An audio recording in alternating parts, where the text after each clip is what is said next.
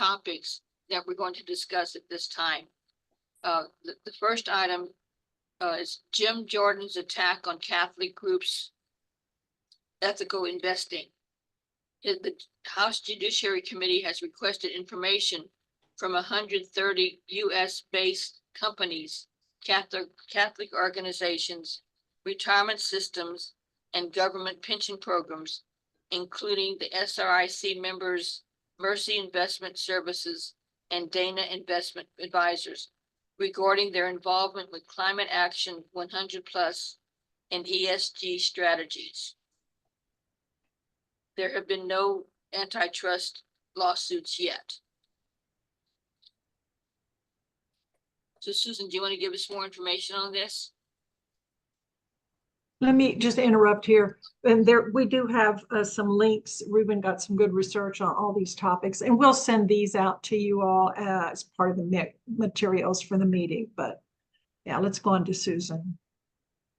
Well, it's just basically what you said. Jim Jordan is the head of the Judiciary Committee of the House of Representatives in our Congress, and he sent that letter to 130 groups, many of whom are part of ICCR. And a number of them are Catholic groups, a number of them are socially responsible investment groups, including like Domini's, the whole thing with Christian Brothers Investment Services that many of us have money in. And, I mean, just the whole list, if we were to go down the list of all the ones that he sent the letter to, plus a number of our Protestant groups that we work with, the United Church of Christ, the Presbyterians. I mean, it's just like a who's who that we talk about and work with at ICCR. And and then the Mercy Sisters are, part of our coalition. Dana Investments, DANA, Robert and his wife, Anne, are part of our coalition, and they're also part of the Seventh Generation Interfaith Coalition that's out of Milwaukee, and they got the letter as well. And the School Sisters of Notre Dame. I mean, it just goes on. And so it says for them to keep their documents. And so we don't know exactly, what the future will mean as far as this goes. The House of Representatives has subpoena power. The Senate does not. So that's one of the differences between the two. And so what is next, we'll have to wait and see. This letter was dated July 30th, and Congress adjourned itself early this year, really early, because they were supposed to go through at least the end of July, but they left mid-July, and they didn't come back until after Labor Day, the week after Labor Day. So but he sent the letters anyway. So, and groups received them right after the July 30th date. So I don't know if anybody has any questions. We'll just have to see how this plays out. And we don't know. I'm hoping that we can talk to some of the groups when we're at ICCR next week. It's over climate change and the Climate 100 questions that they are asking companies and what they would like companies to do is the context in which he puts the letter. And just to add, they're posing, as Exxon did, lawsuits based on an antitrust interpretation of antitrust laws, which we hope, we don't think that's appropriate, but they haven't, right, Susan? They have not actually threatened the lawsuits yet, but that's the big threat underlying all this. That these people who are advocating, of course, for climate change reform would be threatened with a lawsuit based on some interpretation. We don't know what's next, really. We don't know we don't know because we don't know who's going to be the head of Congress, that part of Congress in the next term, whether the Republicans will still have that slim majority of one or two people, or if there will be a different majority. So we just won't know really until after the election, pretty much, because right now, Congress is gonna hopefully fund our government by September 30th in some form or fashion, and then they will adjourn until after the election. So it's just unknown really. And then, you know, what they did to As You Sow Foundation. I think we mentioned that to you a couple, maybe 2 years ago. They had to appear before the congressional committee, and they had to document all of these things. And it's a lot of work. If you have to hire extra people, or you have to find lawyers that will advise you, and then researchers that will help you preserve all of your emails, or, you know, letters, or the company responses and different things like that. So it's a lot of work. Would it be possible for us to see a copy of the letter? I'd like to see it. Yes, I think we have the link to the letter, and then the link. That would be perfect, yeah. That it has the 130 groups listed. Okay, By state is how they did it, where they are incorporated. That's kind of interesting, not just like listing the name of the groups, you know, but by state. So you have to look in both directions, like the name of the group, but what state are they incorporated in? So Yeah, just look for your board materials, which we always send out, and we'll send out this. And Sister Patricia referred to it as the notes we gave her, and the explanation of this topic, and that link, so that you'll get the letter thank you. with your board materials, follow-up board materials.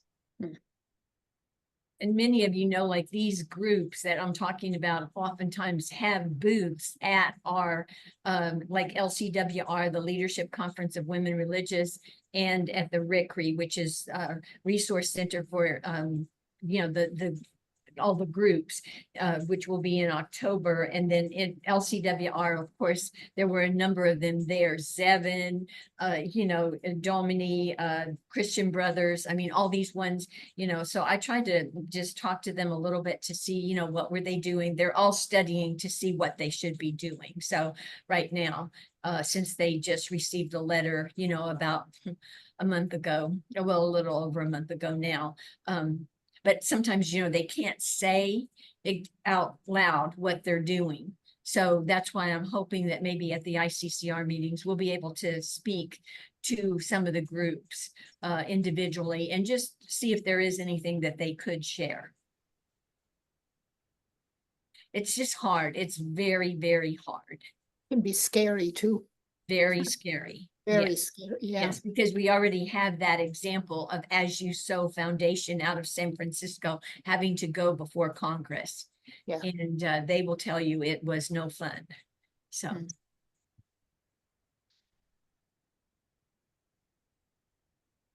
Okay, if there's no other questions about the ethical investing, moving forward, the next topic of interest, Benedictine Sisters of Mount Saint Scholastica in Atchison County, Kansas, have been active in corporate responsibility, proposing resolutions on human rights, non-discrimination, and ethical practices at companies such as Chevron, Amazon, and Netflix. Their activism is part of the broader effort through the Benedictine Coalition for Responsible Investment, which is led by Sister Susan. That was just an article that was from the Associated Press that they called us up and wanted to go visit those sisters in it's rural Kansas. As many of you know, it's about an hour outside of Kansas City. And so the person in charge, I mean, the person that was assigned was a young woman. And so she decided that she would go live with them for 2 days. So she did, she went out there to Kansas and they agreed, you know, that she could come and be with them. And then she wrote the article. Some of you might have seen it because some of you sent it, wrote me about it. It was in our newspaper a couple of Sundays ago. They actually gave it a lot of play in the faith section and then on the second page as well. It was a very long article. And the person, I thought she did a good job and, raised up the issues that those sisters are working on. And I do believe that they came to the notice of other people because they had been in the news previously when the person from the Kansas City Chiefs spoke at the Benedictine College graduation and was talking about women's roles in the world as going back into the past, and that's how women's roles should be. And a long time ago, the sisters had their own college, and then the monks had their own college because there's a monastery of monks there. And many, many years ago, they merged the two colleges. And so when that all happened, and that was like kind of exploded around the world also, then they made a statement, the sisters made a statement that, that did not represent their values. And so I think that's why people were interested in that monastery to see, well, what else were you doing? So, and the sisters, when we talked to them, they received it in Chinese and Spanish. I mean, it went around the world from the Associated Press. People were very taken with it. So it got a lot of mileage.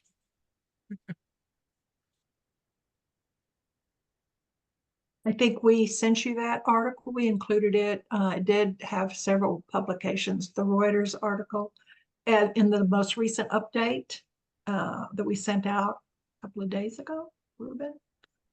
And we can certainly include that again with the materials if you have not seen it. It's a very impressive article. And we thought too, it's really inspiring to these sisters, really work hard on the same things that we have the opportunity to do as part of SRC, which is co-filing, and I think lead filing for some of them, co-filing resolutions.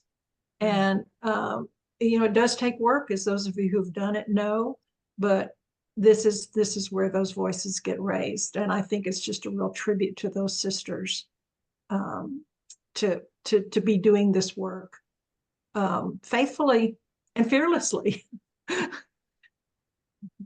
And you're right, Anna. I mean, if you took their name out, it could be any one of our groups that co-file. I mean, to try to keep following up and keep, filing and, talking to companies or participating in whatever way we can. So the person, her name was Tiffany Stanley. She did do a good job. So I'm looking for that article and I cannot find it. So what is the title of that? Something like rural, let's see. Sisters. Rural sisters, VEX, big companies, something like that, VEX, big companies. So Ruben, can you just really quick check in the update and get that title? I think we sent it out. Because the one I got has this. Sorry. Ruben's looking for the title. It was a couple of Sundays ago, maybe 2 or 3 Sundays ago now. Yeah. Okay. Yeah. How small group of non-rural Kansas. Exactly. Okay. Yeah, that's right. Thank you. Yeah, So let me it's a look for big it. article. I think it's a 3 weeks ago on the FAVE, on the San Antonio Express News. So Yeah, it was a surprise to me to open the paper and see how much space they gave it. Yep. They gave it like, more than half a little bit less than half a page on the front of the page. and then And then another whole section on the second page. So, Okay. Thank you. And then I think the other thing, the other article that y'all were wanting to talk about is just that I was interviewed by this person in Australia from ABC TV. I don't know, they called me out of the blue and they wanted to talk about McDonald's. So I did work with a young person there, and she was one that knew nothing about sisters or nothing about the church and anything, you know, like I was saying, you know, we oftentimes talk about nuns, N-U-N-S and N-O-E-N-S. She was definitely in the second category of knowing, you know, very little about you know, how we do our work or who we are, or she just asked me, are you part of a church, or, you know, how? And I said, yes. So I did a Zoom with her to try to help her understand a little bit better about what's going on, you know, with our work and that type of thing. And then they did do an article. So, and they said in there that they did ask McDonald for comments and that they wouldn't give any. So, and basically just what I said is like, we've been working for 10 years to try to get the antibiotics out that we humans use out of their supply chain.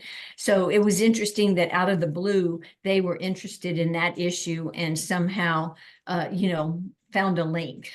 So you never know.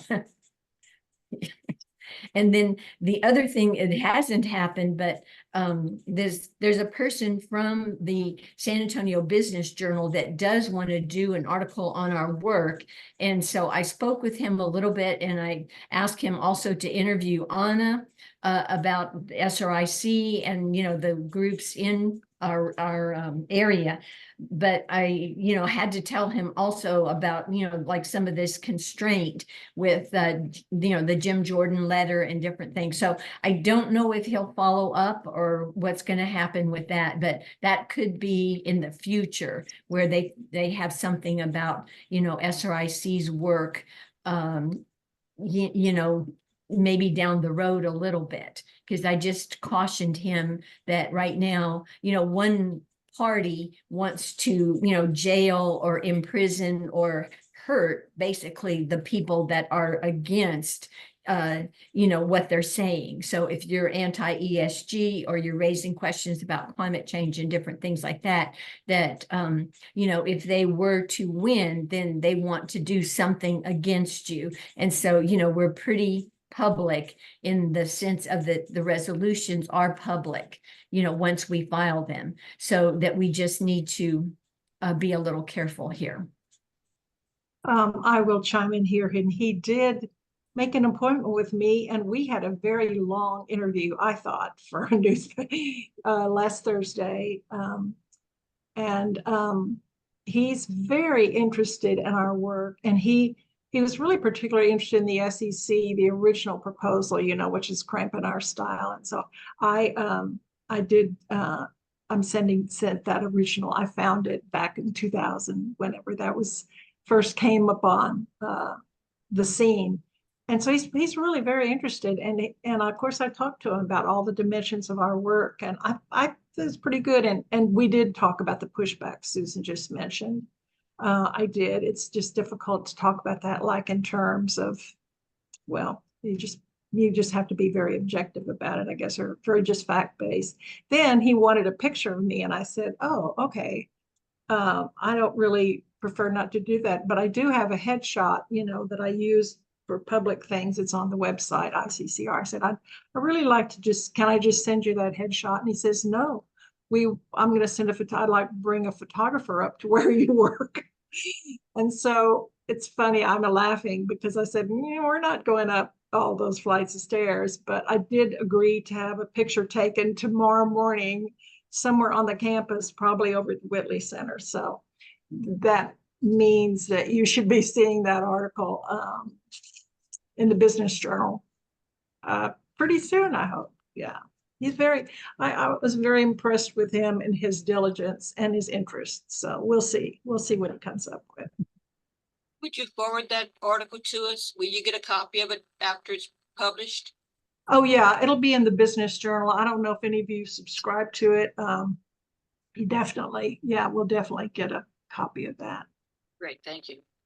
I'm going to ask him for review privileges. He wanted to meet me in person too. So I guess this appointment we have tomorrow morning out on the wall or something, I'm just going to over at the Whitley Center would give me the opportunity to meet him, and then also to request a review and then to talk about publication. So, yeah.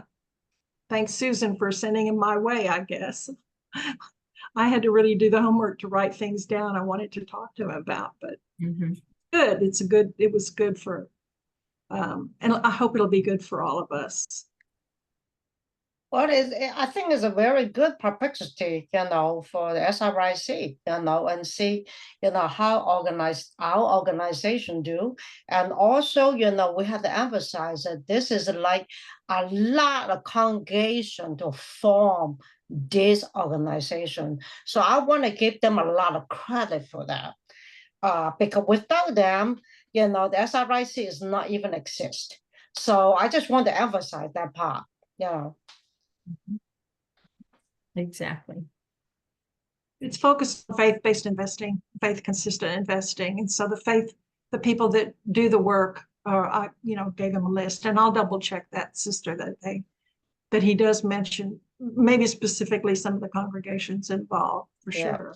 Well, I would like to do that because it will be open up a lot of interesting party if you put a lot of, our founder, list the founder for them to know, hey, that's how we formed, 40 years ago, and those are the congregation to come up the fund to support this organization. And they still do, those congregations still enthusiastic, to make it work. So I think it's very important, for the business journal to know how the congregation that powerful to put it together for this kind of mission. So I have a suggestion that when we send out the reminders to the individual members, include that article. Good idea. Good idea. Great idea. We'll be sending those reminders out, and also doing a little fundraising that we've never done in November, like, your opportunity friends to support us in our work. And so anyway, that's a great idea. Thanks. Yeah, it's not a bad idea. Tell the business section, business journal, they say at the end of them, we just love it. This is the website. Please go contact them. And then they will have enthusiastic to go in to our website. And on the website, they have the contribution section. So you never know, what they come up with. That's a good publicity. And thank you, Sister Susan, for doing that too, Yeah.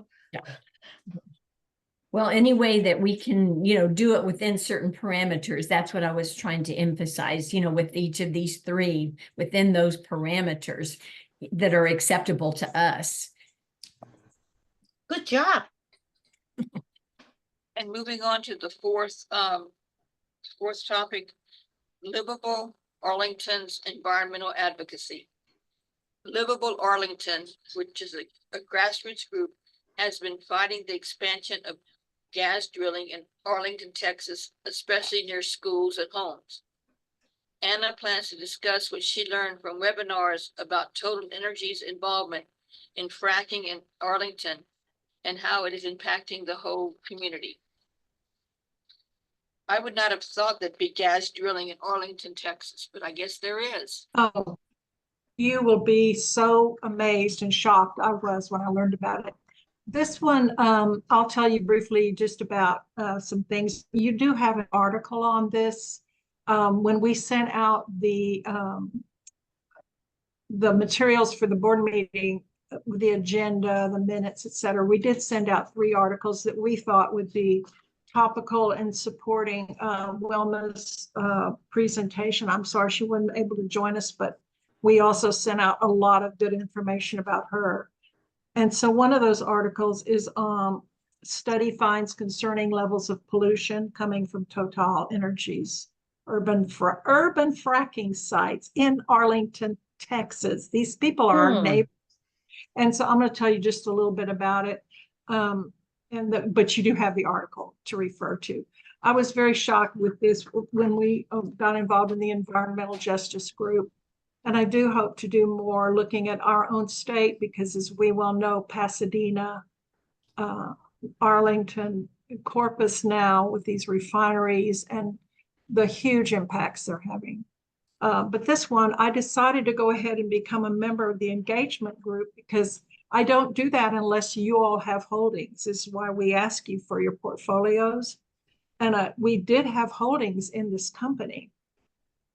It's a French company, and it is one of the most egregious, reprehensible company I can even think about. They are totally unwilling to restrain the development of their fracking sites in Arlington, in the neighborhoods, next to childcare facilities, next to schools. And you remember when we learned about fracking, there's kind of a small, like not a huge derrick, but there is actually a pumping mechanism that is used to frack when we were talking about Eagle Ford Shale. So these are not huge things like the oil derricks, remember, in the past, but they are equipment, and it's just frightening. So this engagement group, and you can read about it too, but they are French, and what they're doing, what happened, they expanded because remember when gas and oil prices and things went up, and there was so much more explorations because we were going to export our oil more, which is now why all these facilities like the LNG plants and everything are so huge, because we're exporting, not just internal use for our, the country. So it's a big issue about that. But they have not regarded at all the safety of it. It says nearly 500,000 people. This is in the city of Arlington, in the suburbs. They have fracking sites all around the city, apparently. As I said, pollution from children being exposed. And so this group it's really a single person. She's been really instrumental in a group called Liveable Arlington. To ask them to move back and not come so close with those fracking wells. But it's very complicated now because the permitting, which they could have been stopped, they could have been slowed down, but guess what? The city council in Arlington has allowed them through the permitting process to do this amazing expansion. You can read about it. And so it's totally and completely unchecked. So Liveable Arlington is a group of citizens, many of whom live near these sites and experience the methane, the pollution that comes out of from the fracking process, plus the noise. So the article is really, I think, informative, but just to point out two of those things. It's huge as far as the amount. And I think there's a report I've noted on page 2 that the report is called Total Disregard instead of TotalEnergies. Just absolutely no willingness to change or to slow down or to stop. And then on page 3, what we are asking. So the investor group has been meeting with Total. I haven't been in on one of those meetings yet, but I hear that meetings are there's no agreement, no response from the company. But what we're now asking is at least in those operations within 1,000 feet, just move back. And just schools and childcare centers, that's not homes. And then setbacks, of course, that is a regulation that you have to have a setback of so many feet. But of course, they've ignored those. So those are the things that we can ask them about as far as changing this. It's really a horrible situation. If you look on their Liveable Arlington's website, they've got pictures, of course, of what this is like living. And those of us that knew about Eagle Ford Shale, it was down below us. We all knew it, but they're spread out. This is in an urban city environment. So anyway, just wanted to share that with you. That's one of the companies that I'm going to work with. I'm on, as you can see on my list, I go to a lot of calls and a lot of webinars and such, but this is one I really want to see if we can, the group of us can get through to this company. So that's TotalEnergies. Any questions or comments? Oil and gas industry, what can we say? When we've had a lot of good information about what's happening in the Corpus area. We have time. Look for ways that we can address some of that through this investor group. Now, environmental justice, but it's basically focused on health impacts. So, questions?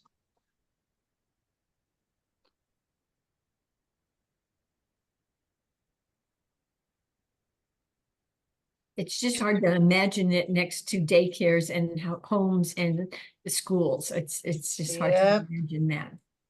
Hundreds of feet, just a couple of 100 feet. Should be 2,000, right? But even then, that would be in sight, you know. Like I said, if you look at it, it's just unbelievable. I can remember some things in Oklahoma, some of those cities, and they'd be so proud that they have those derricks in the city, you know. This is just hundreds of wells. And we're not getting that oil. That's not domestic. It's being exported. Okay.